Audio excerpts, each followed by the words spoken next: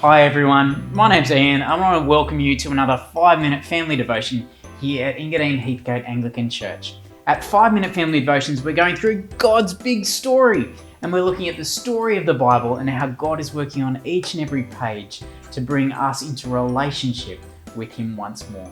Now, we've been filling in the gaps as we've been going through God's big story. What have we learnt so far? Well, God made the world and it was really, really good.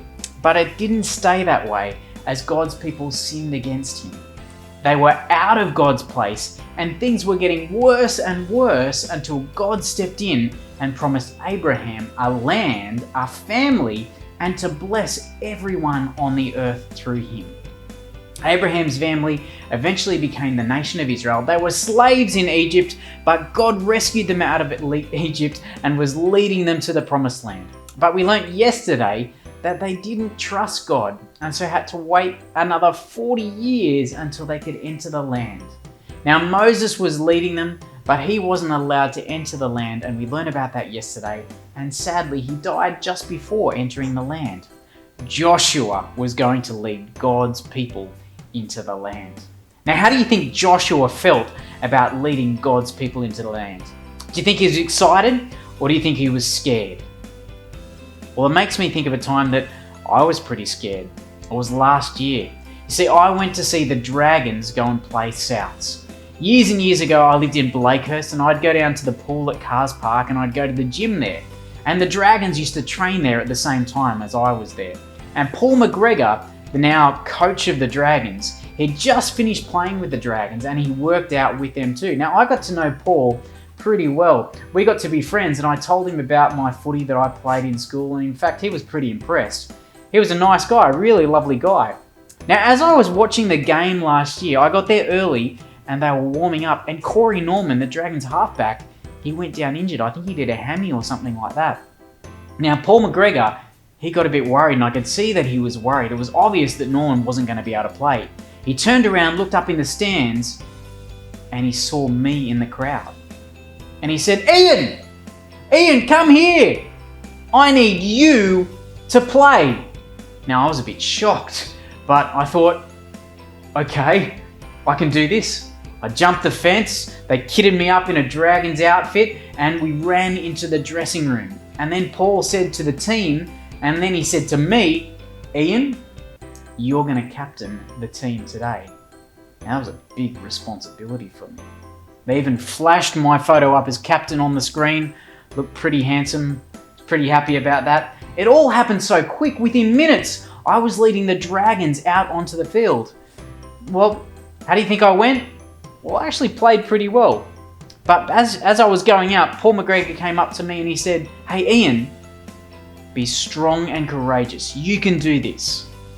Now, it didn't end up going that bad at all. I had a pretty good game.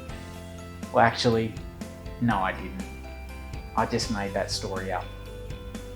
But Joshua, he was going to lead God's people into the land against big people and big, strong cities. That was a big responsibility. If you were going to give Joshua advice as he led God's people, what advice would it be? Well, this is the best advice. This is what God told him. God said to him, I will give you every place where you set your foot, just as I promised Moses. No one will be able to stand against you all the days of your life. As I was with Moses, so I will be with you. I will never leave you nor forsake you. God said to Joshua, be strong and courageous, because you will lead these people to inherit the land I swore to their ancestors to give them. Be strong and very courageous. Be careful to obey all the law my servant Moses gave you. Do not turn from it to the right or to the left, that you may be successful wherever you go. Have I not commanded you? Be strong and courageous. Don't be afraid. Why was Joshua not to be afraid? Don't be discouraged, for the Lord your God will be with you wherever you go. God told Joshua be strong and courageous. But most importantly, God told Joshua to not be afraid because God would be with him always. God was going to keep his promises, and God would be the one who would win the battles. Joshua just needed to trust God, and that he did, and God kept his promise and gave his people the whole land.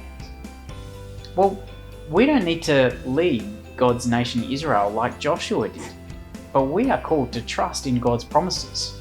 Sometimes we feel alone, or sometimes we feel like God isn't with us, but we need to remember what Jesus told his disciples. At the very end of the book of Matthew, Jesus said this to them: "Surely I am with you always to the very end of the age."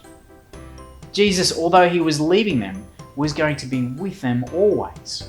You see, Jesus has given those who trust in him his Spirit, and therefore he is with us always.